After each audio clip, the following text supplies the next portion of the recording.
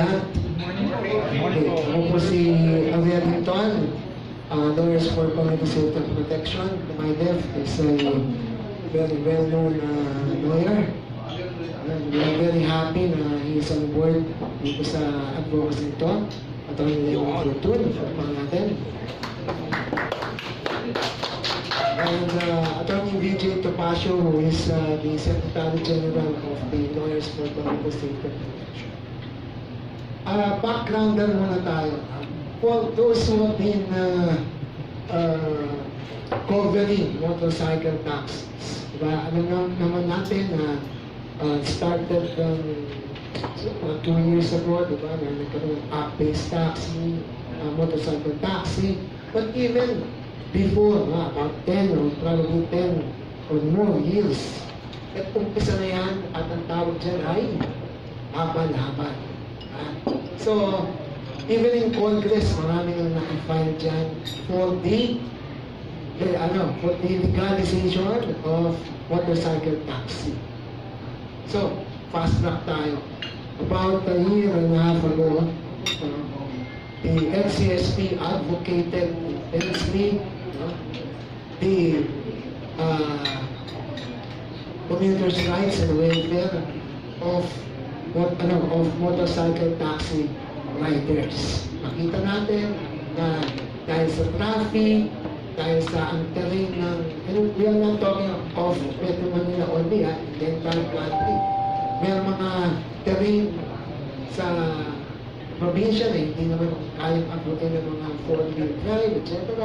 So, naging very popular na ang motorcycle taxi. However, kahit magkano ka-popular yan, there is always the issue of safety and protection. Dalawa kasi yan, safety when you're on the ride, and of course, protection, like insurance, etc. So, those comes hand in hand, safety and protection. Nagkaroon, and you know very well, na after sabihin natin, talagang intense lobbying, etc. Finally, DOTR naging open sa idea. But, hindi lang DOTR, hindi lang dun na tinanensyon lang sa DOTR. We went to Congress, di ba? We went to Congress, we went to the Senate, talagang ang daming congressional hearing yan para sa ganon. Is better? Okay. Para sa ganon ay magkaroon ng katuparan yun, motorcycle taxi. So, nagkaroon ng direktiba ang Kongreso na magkaroon ng pilot testing. So, nagkaroon ng pilot testing. And that pilot testing is in effect until now. Kaya makikita nyo, one app-based motorcycle taxi company is already flying the routes as motorcycle taxi because it is inside the pilot testing. Ayan. Pero marami pa rin na motorcycle taxi na wala sa pilot testing. Yung mahaba-haba, wala naman yan, diba? Yung mga hindi app-based. And then, yun nga, sumibol na yung mga app-based taxi, motorcycle taxi companies na, ito nga, kanina, sinampanan natin, it's still going on, we are just fixing the annexes, na sampahan ng petition for injunction with prayer for TRO ang 5 identified na app-based motorcycle taxi that are not, or which are not included in the pilot testing. Wala sila, lakas sila. So even LTFRB said na konorum tong mga to. Dahil wala sa pilot testing. I will turn over the mic to Attorney Fortune to discuss about what case LCSP filed. So, after that, we will also ask Attorney BJ, yung rational na bakit LCSP ang nag-file? Ano ba yung tingin natin? and then we can go to a question and answer portion. Okay? So, Attorney Fortune. Good morning po sa inyo. Good morning. Today, LCSP had filed a petition for injunction with an application for temporary restraining order against 5 companies.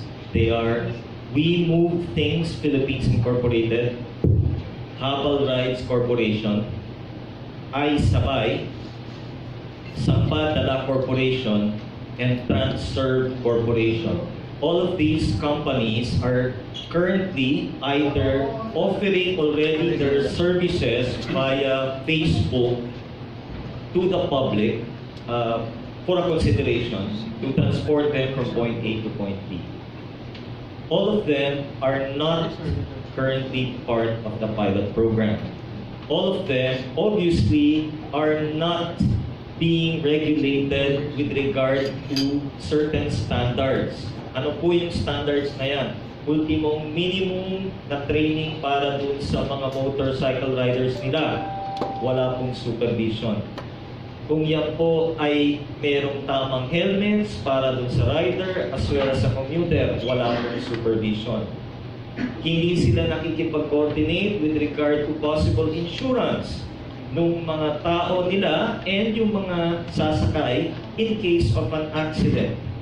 Hindi po natin alam kung itong mga riders na ito ay merong kasunduan tungkol sa maximum speed limit. And yung pinaka-basic na lamang, siguro di ba merong kasabihan, bago ka gumawa ng isang bagay, bumusina ka muna.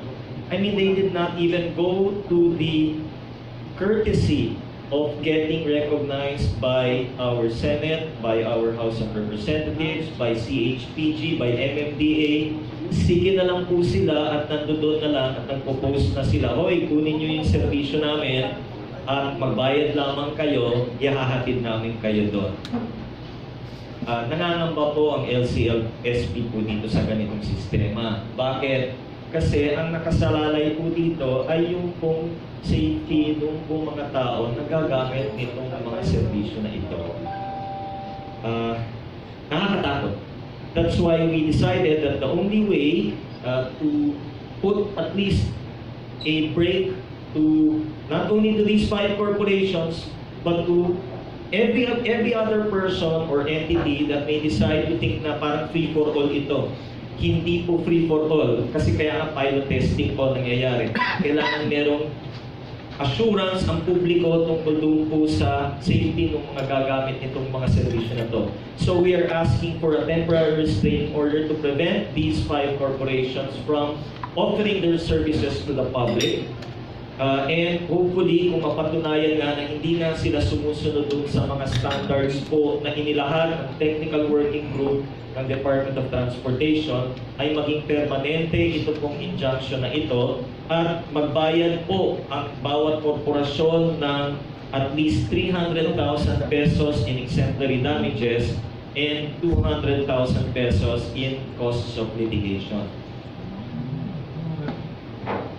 Ang expectation ko dito is that hopefully ay may iraraffle kagad ng Quezon City Trial Court ito pong kaso na ito. Hopefully within 24 or 48 hours from today ay ma-serve na kagad yung petition dun sa mga respondents. Magkaroon kagad ng hearing within 24 hours on whether there's a need for a temporary restraining order. Ang ground po for a temporary restraining order is that there is grave and irreparable damage to the petitioner and the riding community, meaning yung mga commuters, which LCSP represents here. No? Na kung hindi magkakaroon ng restraining order, meron pong posibilidad na merong masasaktan dahil nga po doon sa hindi natin kasiguruhan, doon sa karanasan or yung training nitong pong mga riders na ito, at magkaroon ng dagok doon sa ongoing pilot program. Meaning baka posible pa just because of one rider na nagkamali at hindi trained, merong isang masaktan o knock on wood ay mamamatay At sabihin ng Kongreso ay huwag na lang tayong magkaroon itong batas na ito dahil nga mukhang hindi safe. And we all know that kailangan especially nowadays. Number one na siguro would be, gaya ng sabi ni Councilor Inton, is that, primary has to be commuter safety. No? Pag tayo ay sasakay dyan na merong kasiguruhan, kahit paano, no, na tayo ay makakarating dun sa ating patutunguhan. Number two is practicality. Alam natin na dahil sa traffic po na nangyayari ngayon, mas mabilis pa talaga yung sumakay sa motorsiklo kaysa magkotse. Number three is cost. Alam din natin na kaysa bumili ka ng kotse, siguro naman mas makakatipid tayo kung magmotorsiklo na lang. I mean, the advantages to the commuting public is just so great. And alam natin na mas marami talaga mga motorsiklo na makakarating sa lahat ng mga lugar dito sa, not only sa Metro Manila, kundi all over the Philippines as compared sa mga vehicles. So this is something that our country needs. Yung magkaroon ng batas tungkol sa motorcycle taxis. We need it. And but of course, Congress still needs the data na ito nga ay safe.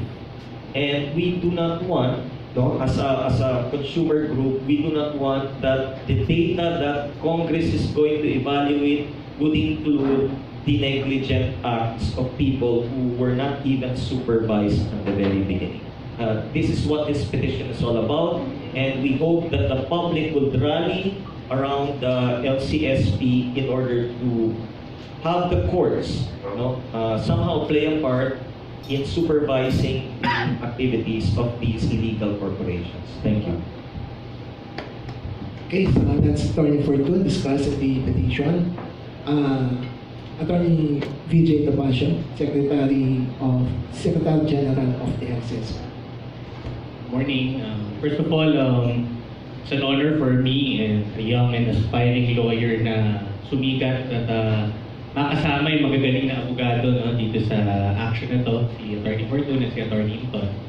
Pero syempre, on the part of the LCSP, well, it's our duty as lawyers to, of course, uphold the law and to protect the public. Linawin natin na hindi kami against sa competition. In fact, malinaw to bago kami nag-file ng case against dito nga sa mga respondents natin na we are pushing for competition dahil importante, no, na ma-regulate itong mga motorcycle taxis. Nevertheless, gaya nga na na-discuss nila kanina, ang pinaka-importante dito na i-consider ay yung safety ng publiko. So, para lang po dun sa mga nagtatanong kung bakit hindi natin sinama yung mga ibang grupo na masikat, dahil nare-regulate na sila at meron na silang pilot testing na tinatawag. Pero itong mga bagong grupong ito ay medyo nakakatakot, no? Kasi ako as a lawyer, as a practitioner, nagra-ride din ako ng motorcycle taxis, especially pagka yung mga korte na walang parking, no? Halimbawa, Aloob, sorry po, Valenzuela, para mabilis ka makarating sa hearing, naghahabal at kahit mga nakabarong, makikita niyo yung mga abogado sumasakay din dyan, okay? So hindi din malayo, no, sa mga abogado yung ito. And at the same time, alam natin na yun na yung mga sinabi ni Attorney Fortune na dangers na kinakaharap ng publiko. So yun lang po, no, yung LCSP, patuloy po yung advocacy natin sa mga commuters, sa mga consumers at sa public para mapanatili ang safety ng ating mga mamamayan. Salamat. Okay, thank you very much, Attorney Inton, Attorney Raymond Fortune, and Attorney PJ. So now I open the floor po to your questions. I'm sure you have a lot of questions in your head right now. So, okay. Good morning. Oscar Oida sa GMA7. Attorney Inton, Attorney, nabanggit sa statement na baka parang mangyari, parang sinagsabotahin pa yung ongoing na pilot run. Yeah, okay. So that's one of our fear. It may not be deliberate sabotage. Maybe indirectly. Kasi ganito. Yeah, okay, madam. Okay. Ang motorcycle taxi is a mode of transportation, an alternative mode of transportation. Na ngayon talagang ang daming nagpapatronize because traffic is a problem. There are places that you could not really go there by a four-wheel vehicle. So, marami ganyan. Kaya nga, nagpapasalamat kami at that time na naging bukas na yung DOTR sa idea na baka nga dapat maligal na to. Kasi dati, hindi. The pronouncement of DOTR talaga ayaw, di ba? So, buti na-open na yun. Thanks to Congress also, those congressmen and senators na nag-push ito. Ngayon, so imagine, Oscar, kung gaano kahirap yun para lang magkaroon ng pilot test. Now, maayos yung pilot test. Sooner or later, there will be competition. Talagang gano'n. Pero kailan ba dapat? Motorcycle taxis is not like selling milk tea. Na pwede, milk tea dito, milk tea dyan, di ba? Maraming milk tea. Dito hindi pwedeng ganun. Kailangan, as Joseph Mark de Leon said, as long as they, they reach the standards set by the DWG dun sa mga motorcycle taxi na updates. So, what are those standards? Alam ba natin yun kung meron sila noon? Bakit? Andiyan na sila, wala pa tayo na rin sa standard. No? At wala pa naman talaga. Nasa testing nga, di ba? Test pa lang. Ito ba yung panahon na kailangan natin magpasok ng bago? Samantalang testing pa lang. Para bang nagpo-form tayo ng isang liga. Okay, pasok tayong team. Pero hindi pa natin alam kung best of 7 ba yung championship, sino referee, di ba? Ilang quarter, o how many, in other words, wala pa kasi yan.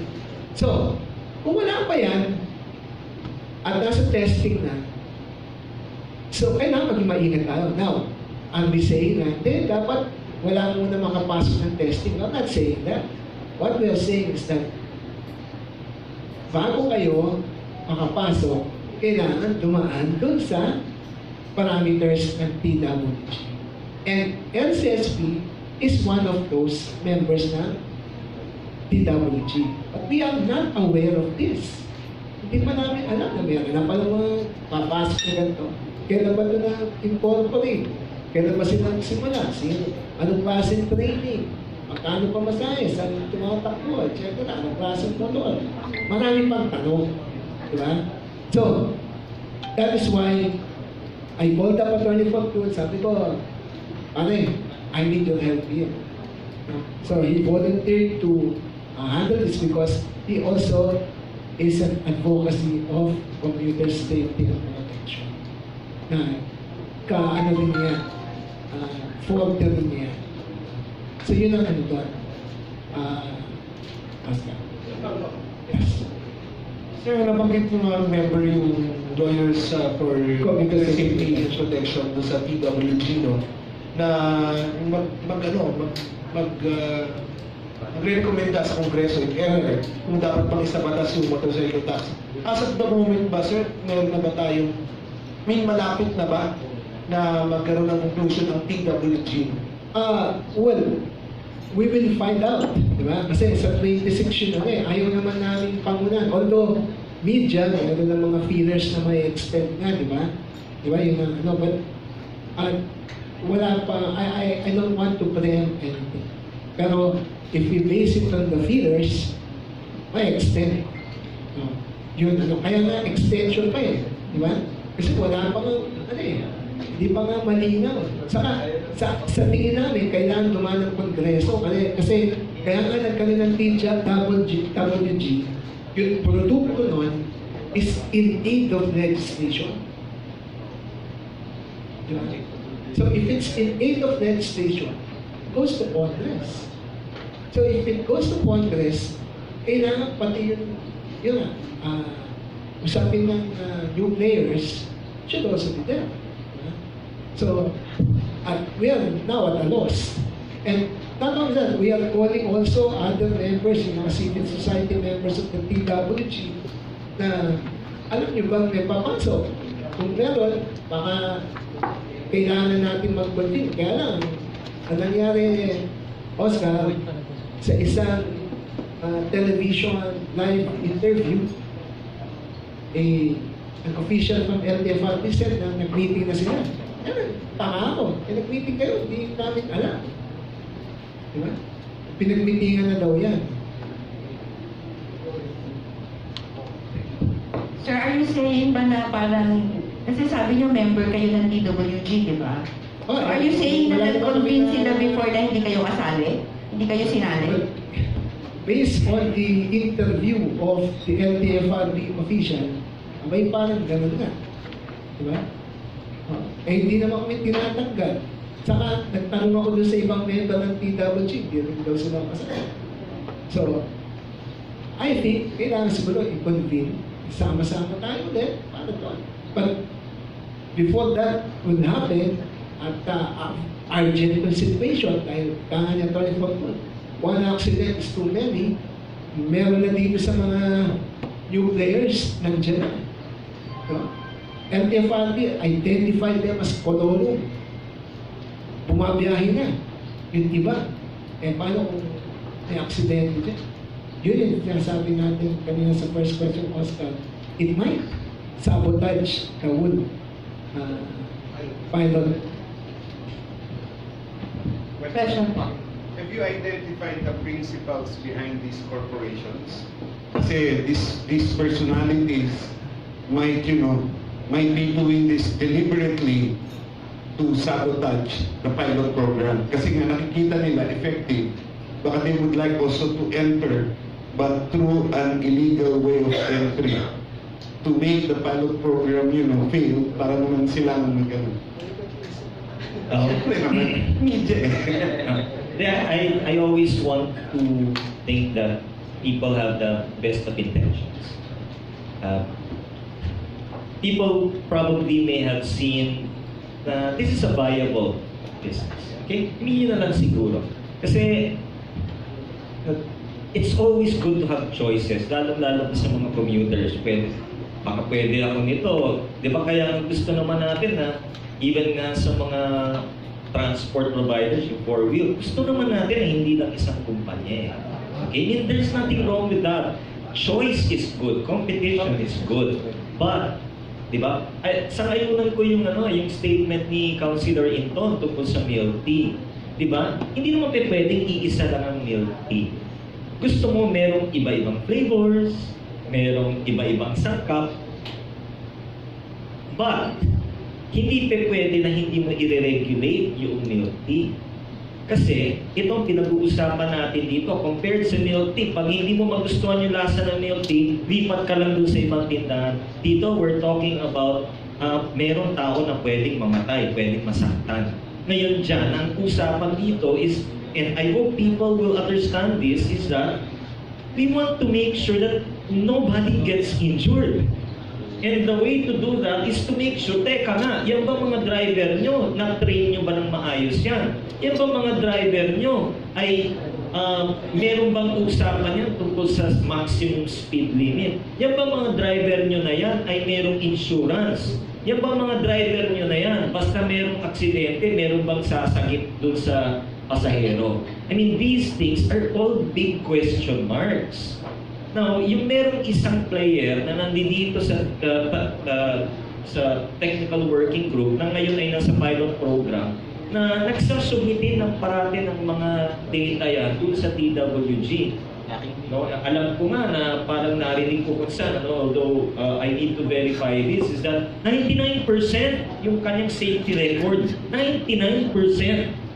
Siyempre, hindi naman natin pwedeng sabihin na perfect, di ba? Wala namang perfect dito sa mundo. Pero, di ba, for us commuters, that's the kind of security that we want. Hindi naman yung perfect, pero at least almost perfect is good enough. What about these other players na suddenly na naman nasusulpot and then makikinabang sila dito without any similar assurances to the riding public? Nakakatakot. That's why we in the LCSP said, teka muna, preno muna kayo. Hindi sa sinasabi namin na wag. Ang sinasabi namin is, magbigay kayo ng sufisyente na assurance sa publiko na yung serbisyo nyo ay para sa kapakanan ng marami. Nakakatakot kasi hindi man lang kayo bumusina eh. Hindi man lang kayo dumaan sa proseso. Basta na lamang kayo na nag-provide na, nag-post kayo sa Facebook, nagsabi kayo ng gano'n, "Uy, no, meron kaming mga riders, magkita-kita na tayo dito sa sa plaza." Ang daming ganyan eh. You know, I just came from Cebu. And doon mismo sa terminal ng Cebu City, ang dami ko nakikita ng mga, mga motorsiklo, tapos kinakawayan ako ng gano'n, no, kung sasakay ako. I mean, immediately, makikita mo na kagad that there is really a need for regulation. No? And this is really very concerning for us. There is a need for this kind of a petition para mahinto kahit pa paano itong ganitong practice na wala mo ng protection para sa mga riding companies. Thank you, Attorney Vito. Do you have another question? Hello po, I'm Liz Beth from the Manila Times. Do you have an estimate of how many motorcycle taxis are operating illegally? That's very hard to make an estimate. But if you will base it on what you see, may dibo na yan. Dibo. Tens of thousands perhaps. Tapos yung haba-haba, hindi mo pa mabibilang talaga yan. Dahil, unregulated. So you see, it's really difficult to determine the exact numbers of motorcycle taxi. Doon sa aming petition, actually, doon mababasa nyo, no? That one of the respondents says that they have at least 2,000 riders. 2,000. 2,000. One of them has 2,000 riders without any supervision from the government. Mind-boggling. Again, no? Nakakatakot. We lawyers, we're afraid. And I think the public should also be afraid. Well, Amin? Just to clarify lang, these 5 corporations, or one operating now, sino po ang nag-allow sa kanila to operate? And if not, so they are operating illegally. So, and are they nationwide or dito lang po sa Metro Manila? Well, we don't know the scope of the operation, but we could say that they are primarily based in Metro Manila. Sir, Wala pa ano. Di pa, kung wala, if they are operating at wala sila sa pilot run, hindi sila kasama doon, pag-operate sila. so walang department, walang agency na nagsabi sa kanila, you can operate now. Not at this moment. Wala pa. Wala pa. Thank you. Registered ba sila sa sex? Yes, yes. Meron silang registration. Magandang umaga po, gentlemen. Your move, legal move came in a very critical time kasi Christmas season po. And we know it's Christmas rush. Ang lahat ng tao po ay busy gumagalaw around. We've seen ang task kung paano po sinuportahan ito ng publiko dahil po sa kakabangan ng sasakyan, ng masasakyan. Paano po kung ang publiko na magsabi na hayaan yung itong limang ito habang Pasko para lang sila may masakyan? Ano po ang magiging posisyon nyo dito? Salamat po.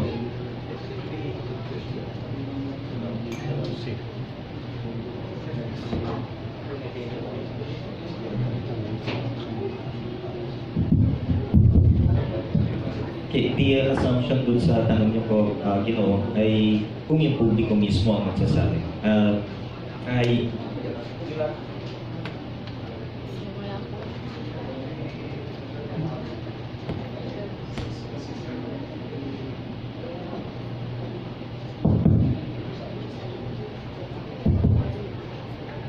Okay, kasi as I said, no, yun ang assumption na kung yung publiko magsasabi. To be candid, I doubt that the public will say that yes, it's okay for us to ride motorcycle taxis kahit walang assurance na makakarating kami sa pagkukunan. I sincerely doubt that. I think the riding public are smart enough naman to think na kung sasakay kami dyan, yung gobyerno ay merong assurance sa amin na makakarating kami ng safe. Yun lang po.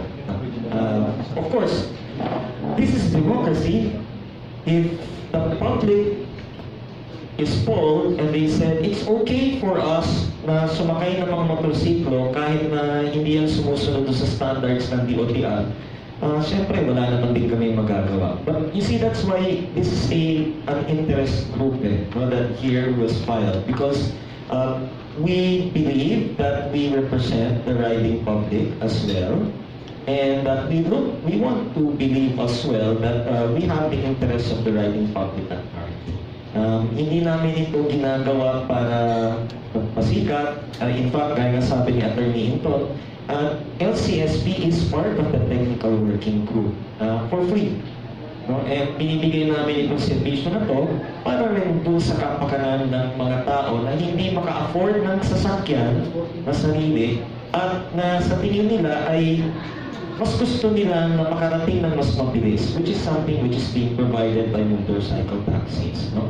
So, again, kung meron pong ganyan pong hiling ang ating publiko, especially this Christmas season, na hayaan itong mga taxis na to kahit na walang assurances of safety and protection, then of course, we will concede it.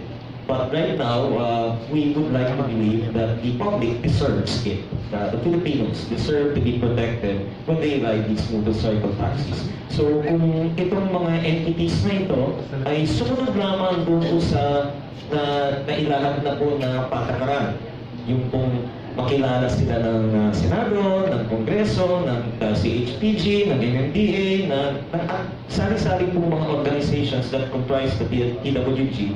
At sila po ay willing na sumunod po doon sa mga conditions like insurance, speed limit, training ng mga motorcycle riders nila. I mean, sure, well and good. And I'm pretty sure that itong ganitong klaseng competition will actually be very healthy in the long run. Attorney, follow-up na Lusa. Yeah, it's okay, it's okay. Yeah. In addition to what Attorney Ferdinand said, yung hindi kasi natin pwedeng gamitin na dahilan yung pangangailangan ng computers insofar as public transport is concerned na papayagan lang natin yung color room, di ba? Kahit na sa ibang denomination na sasakyan, just for the sake na makomply yung pangangailangan ng public. Medyo nakakatakot din na isipin yun. No? So, syempre tayo dito, sabi nga natin, paulit-ulit natin binabanggit, ang gusto natin dito is may pananagutan yung government, meron silang tatak na it's okay to ride this mga ganitong mga platforms. Otherwise, medyo mahirap. May mga kamag-anak tayo na sasakay kung kanino. It's not only accidents that we're talking about here.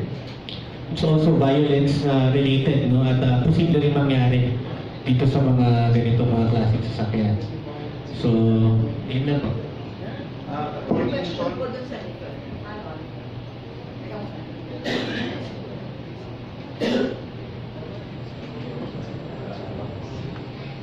Gonzales po, DZRH. Nung unang i-introduce po sa bansa, yung ride-hailing service na pioneered ng Grab at Uber, hindi ko kaagad nakapag-set ng maximum standard na bilang lang na dapat bigyan ng prangkisa ng LTFRB. Now, may angkas na papasok itong 5, eventually, aaprubahan pa rin ho lahat po yan. Nakapag-set na ho ba ang LTFRB sa pagkakalam ninyo o DOTR, attorney, ng maximum standard lang na dapat na bumiyaheng motorcycle ride-hailing service? Dahil baka maulit na naman yung naging problema mo nun na sinusolusyonan ng traffic and yet napakaraming motorsiklo, dadaming motorsiklo, yung sinusolusyonan, yung nagsolusyon sila na naman ngayon ang problema. Thank you.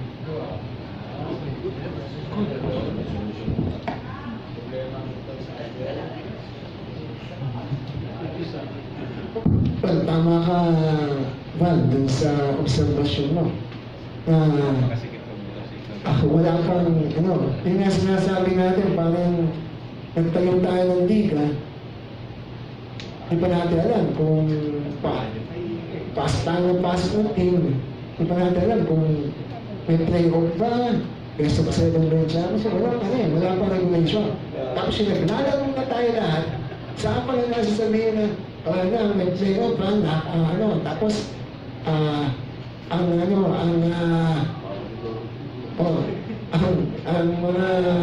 laro natin, dito natin gagawin, saka yun, naglalaro na tayo, saka pa lang natin magagawa kung ano ang regulasyon, di ba? So that's what we are trying to avoid. And that, precisely, yung TNC, TNVS experience, I was there with their family, right? So, what we were saying there before, and actually what is happening now, yung number of units, during that time, ginawang unlimited, now they are trying to have it in a certain cap level, the fair setting scheme, lahat yun. That is precisely, we want to be very careful this time. Bakit? Iba yung motor. Right? Iba yung motor. At hindi na yun. Kanina sinabi ni Atty. BJ Tupasio, accidents, not only accidents may happen, even crimes, even violence. Bakit? Ano ang frame of mind nun? Basta yun driver. What psychological test, if any, ang ipinasa niya or they underwent. Right? So, accident, violence, can happen. So that's precisely what we are trying to avoid. Kapag yan, klaro na lahat yan, then competition can come in. And how many? Pwede bang 5, 6, 7, 8, shots on board? We don't know. We will know that if the OTR and TFRB and the technical working group, in coordination, in consultation with Congress, comes up with rules and regulations. Wait lang po si Bruce muna. Napakasi siya. Good morning po, Bruce Rodriguez from ABS-CBN News. Buti po na na-mention nyo kanina that you've learned from the past. I mean, transport regulators learned from the TNVS experience, Gravel. Pero ngayon po, since you're still part of the technical working group, in your several meetings before, how have they been in terms of maybe their openness? Kumbaga dito sa mga, in terms of the transport regulators, members of that TWG, are they more open right now since the OTR is showing willingness? Does it translate to all transport officials, authorities in the country? Well, during the meetings that I'm present, open naman. Maganda naman yung reception. They are very much receptive because of the, sabi natin, there is public demand, and at the same time, natututukan mabuti yung safety concern. Why? Because the technical working group is not only composed of government agency representatives, but also safety advocates. Maraming safety advocates doon. And I am asking them, nakonsulta pa natin yung mga safety advocates. Kahit huwag na kami, huwag kayong lawyers for, huwag na yung LCSP. There are several other safety advocates who are members of the TWG. There are also several motorcycle associations na member ng TWG where they consulted that there will be new players during the pilot testing. So yun ang mga tanong. There's nothing wrong with competition, but kailangan mo makumbinsin yung TWG group na talagang safe kung as we said, dalawang bagay yan. There can be accident, there can be violence. Sir, just jumping off on what you said. Hindi mo ba magiging moot yung TRO petition po since the TWG is considering po to let other players join the pilot implementation test? Hindi mo ba magiging moot yung TRO? Kasi right now, the TWG is eyeing or considering including other players in the pilot implementation test po. Are you talking about the TWG as an organization or as a group, or ilang-ilang members ng TWG ang nagsabi niya? Because definitely LCSP was never consulted about the decision to bring in additional players in the pilot program.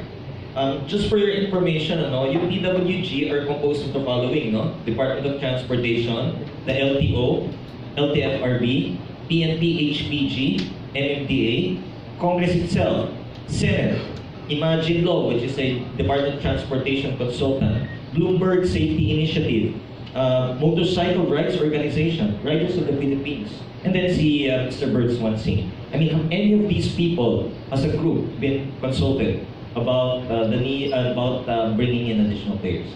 So, if none of these people, or if only a few of these people or these entities were the ones to make the decision, then hindi ko magiging moot. Because LCSP, which is also part of the technical working group, is already saying that mukhang hindi nagkaroon ng proper coordination and that these people are essentially effectively operating outside of the standards and the parameters set by the TWG. Petition, sa ngayon na, di pa nga na, kumbaga balita pa lang na papasok sila o tatanggapin. Sa ngayon, wala pa eh. So, very timely yung petition. Diba? Very timely yung petition kasi sa ngayon, narinig lang natin, pag in-extend, we will have new players. But there is no formal or official announcement first. Diba? Wala pa. Pero kami, sigurado o hindi kami nakakonsulta. Dahil nagulat na ako na meron na po yung ipapasok na hindi natin alam.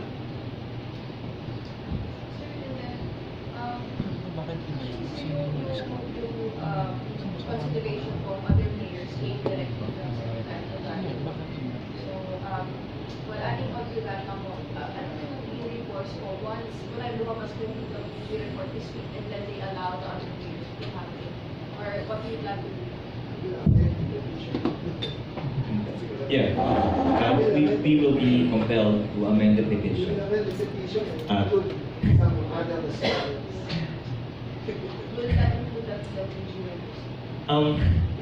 We will probably cross the bridge when we get there, no? Kasi right now, we just want to make sure that merong mga certain corporations that we've already identified to be operating outside of the parameters set by the TWG, no? We want to put a stop to that until further orders of the court. So in other words, we're seeking the intervention of our government, our judiciary, to put a stop to this because not only is it going to affect, not only is it a possible danger to commuter safety, but it might also imperil the evaluation of the pilot program itself. Kasi, di ba, right now ngayon, as I mentioned, merong isang company that is in the pilot program, and ang understanding ko is that they have a 99% safety record. Can you imagine kung kunyari magpasok ka ng iba, and then suddenly, because of the lack of training, because of the lack of supervision, because of lack of psychological evaluation, suddenly yung 99% na total, suddenly ngayon bumaba. And it might have an effect on whether or not Congress will pass a law which would govern motorcycle taxis. Can you imagine that? Napakalaki ng epekto, di ba? So we just merely want to make sure that everybody who is going to be included undergoes the same stringent and strict conditions and requirements. Which actually ngayon, hindi eh. Kasi gaya nga ng sabi, hindi naman namin gagawin ito kung sumunod sila i-recognize sila. Hindi, ngayon, nandoon na sila ngayon. I mean, we have the evidence on it na nag-o-offer na sila ng services to the public without any assurances and without meeting the same kind of standards as your current player. No? I mean, we want to be very clear on this. We need competition. We need it. Okay? But we also want to make sure that everybody in that playing field is playing by the same rules. Sabi nga niya ni Councilor Rinton di ba? Hindi pwede na yung isang team o isang basketball team 10 player, yung isa 15. Hindi pwede na yung isang team na to puro high school players, yung mga kabila puro pro. Hindi pwedeng gano'n. Kailangan dapat pantay-pantay. Everybody has to play within the same rules. And everybody has to meet the same kind of requirements. Sa PBA, di ba, meron pa nga yan yung mga salary cap. Yung gano'n, parang pantay-pantay. Everybody meets it. Hindi pa pwede, NBA na nga lang, di ba? Kaya nga si LeBron at saka si Anthony Davis, sila lang yung pwede magkasama. Tapos yung mga iba, puro mga minimum contracts naman. Para magkapantay-pantay. Can you imagine kung kunyari ititilt mo ngayon or yung isa hindi sumusunod sa rules, what happens then? It affects what? The entire league. It affects the entire league. Dito, hindi nga ng basketball pinag-uusapan dito. Pinag-uusapan natin dito kung makakarating yung tao doon sa patutunguhan Yun ang nakakatakot dito And we're not talking about milk tea where you can switch to a different brand.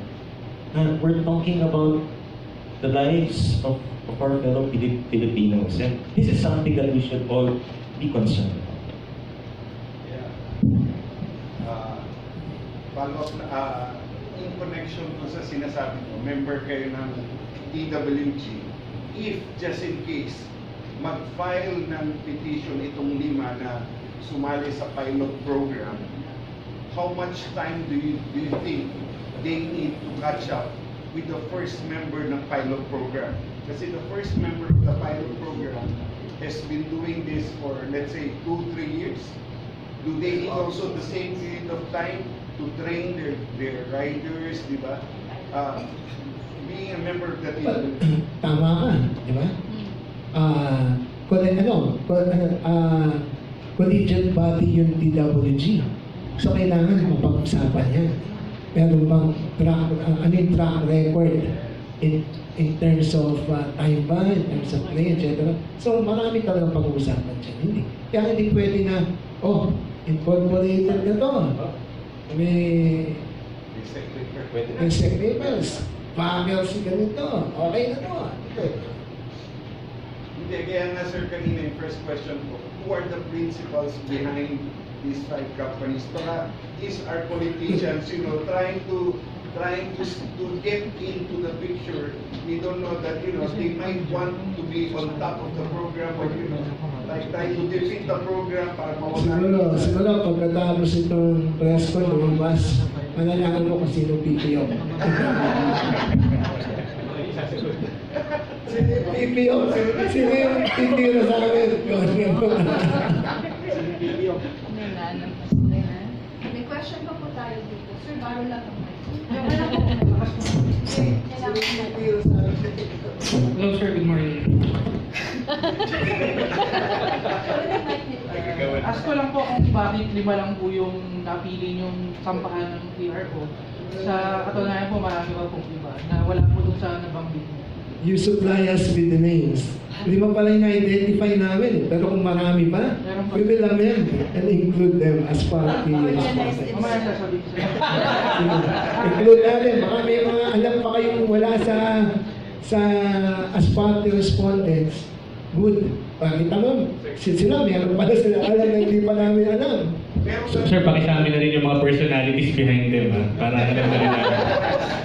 Meron mga grupo na tumatambay lang sa mga kaya hindi sila up-based, no? Up-based. Kita mo, up-based din. We need the names. Okay na, ito, lumalabas na. Marami pa pala kami hindi alam. So, yung mga yun, kinakailangan din natin malaman na, bakit bumabiyahe na sila. Sa Colorado pala yung ngayon. Kung talaga yung nakatambay ng let's say sa isang table sa staff. Pero training ba sila? Oh, yung bang helmet na ginagamit ng pasahero nila, gaano kabaho na yan? So, marami yan. Hygiene is also important. So, marami talagang pag-uusapan pa. Follow-up question lang po. Just in case po, umabol po sila dun sa pilot testing po, pwede pa po ba silang humabol? At kung pwede po, iurong niyo po ba itong TRO sa I think yung makakasagot niyan yung as a collective body, technical working group, at Kongreso.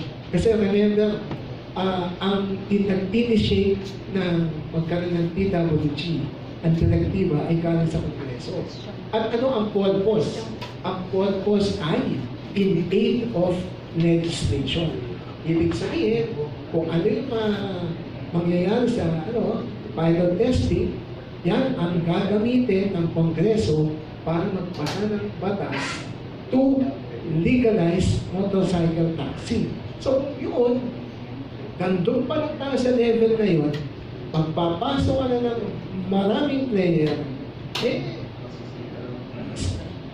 baka ang Kongreso mismo ang sabihin, hindi na pwede ito.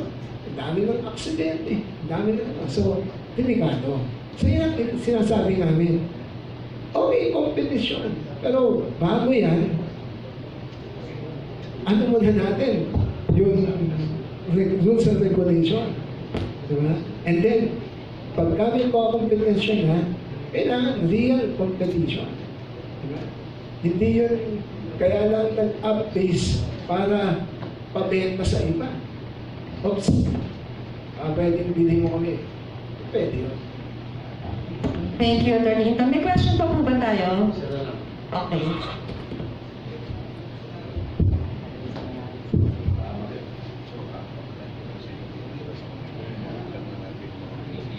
Wala, taas yung po.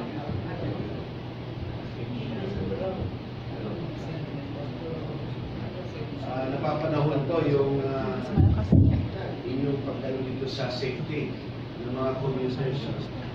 At binabati ko kayo sa inyong pag-hold dito, presscon nito. Pero ito bang mga motorcycle taxi ginagawa ba sa ibang bansa ito? Pero ano mong pamantayan naman ang ginagamit nila dito para makaiwas sila sa mga disgrasya? Yeah, you are correct there. Even Latin American nations, Southeast Asian nations, marami yan. Talagang yung mga motorcycle taxi ay regulated na sa ibang bansa. Anong ginagawa ko nilang regulation para ma-assure tayo na safe ng ating Well, they have insurance, yung rota nila, speed limit, training, so lahat yan. Yan ang gusto po ninyo. Yan, gusto natin yan. Hindi pwedeng wala yun. Kasi kung wala yun, makita mo, walang helmet. Diba? Meron man, mabaho na. Tapos kaskasero. Diba? So, talagang ang hirap na kapag kaganyan. Kasi, remember, ito yung mga nag-oppose ng motorcycle taxi, yung mga nag-oppose niya, ito ang kanilang concern. Safety.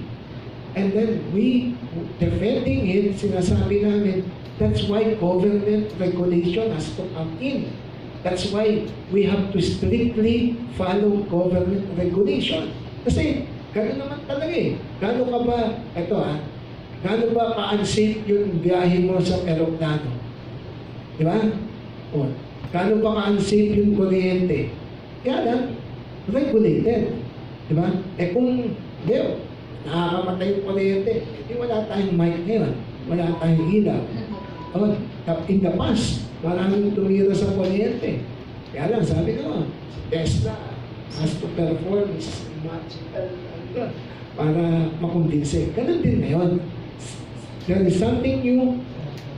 This will be beneficial to people, but at the same time, meron safety issue natin. Cars, trains, everything has a safety issue. So, doon natin tututukan itong motorcycle tax safety. other things na gusto din namin. Yung feedback mechanism. Diba, yung kung kunyari, pag sumakay ka, yung mismong pasahero, pwede ngayon magbigay ng feedback. Yan ba ay maayos yung pagmamaneho? Yan ba ay magalang? Yan ba ay naligo bago pumasada? Yan ba ay baka mamaya bastos? No? Hindi na nanyansing. Yung mga ganun. Okay? You know, another thing, we also want to be sure to be sana part of yung mga requirements, no, for motorcycle taxis.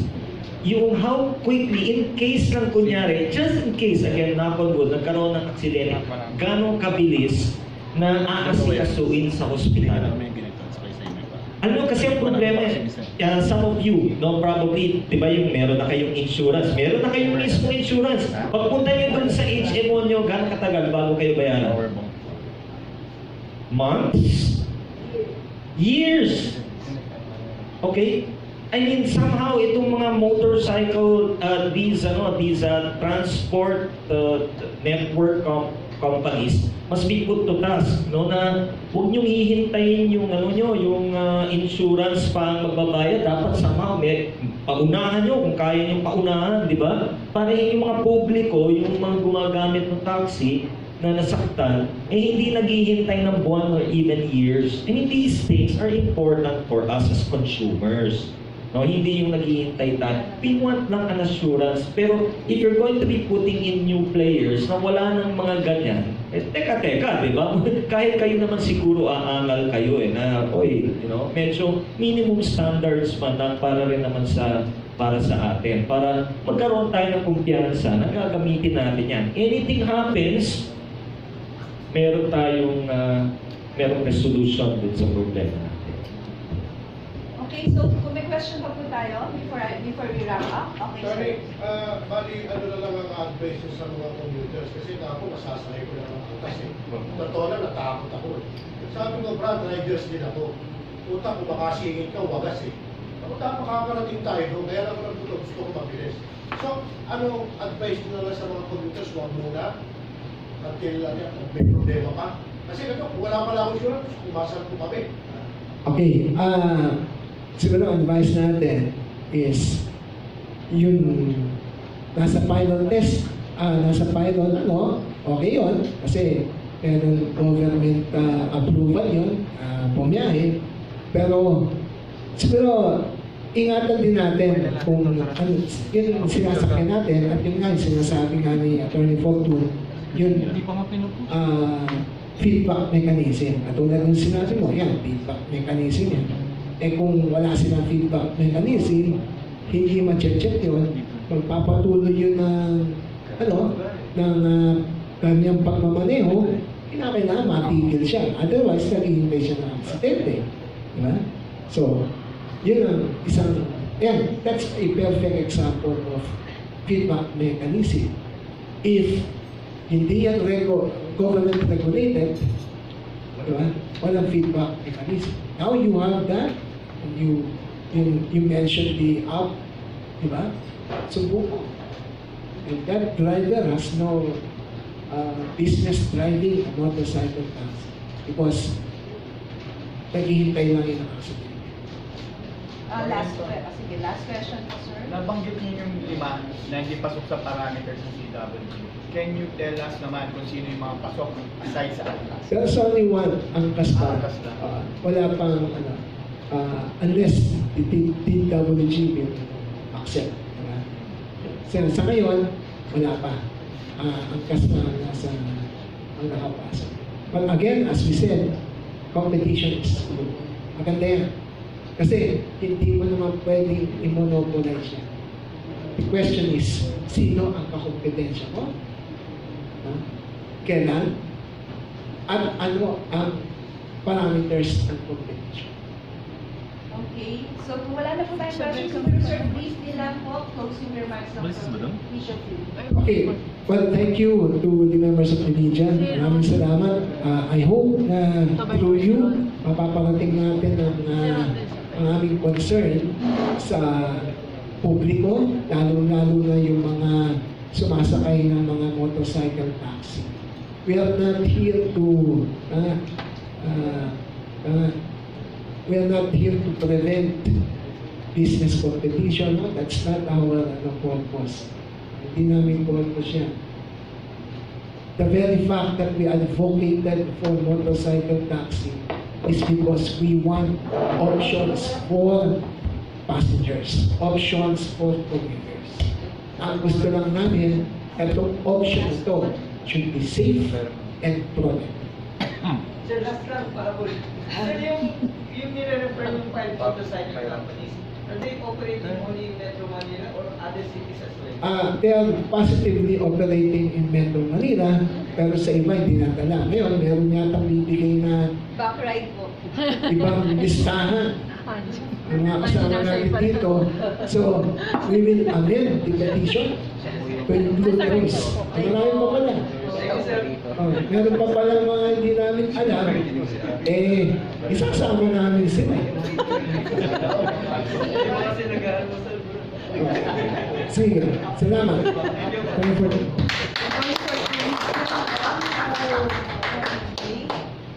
Very quick lang po. Siguro maganda yung message natin sa public, no? On our part, sa LCSP, ang advice namin sa public, dahil paparating na rin yung Kapaskuhan at marami rin yung mga maabuso, lalo sa publiko natin, ay may mga ilang bagay tayo. Number one, maging uri, no? Doon sa mga ating kinokonsumo, mga sinasakyan na mga nag-o-offer ng ganitong klaseng serbisyo. Pangalawa, maging ingat tayo dahil yung kaligtasan natin, syempre yung paramount, di ba, sa ating pagpunta sa iba't ibang lugar. Pinaka-importante, maging vigilant tayo. No, may mga karapatan tayo na pwede nating erase, lalo pag may mga issues na kinakaharap natin sa ganitong klaseng kalagayan.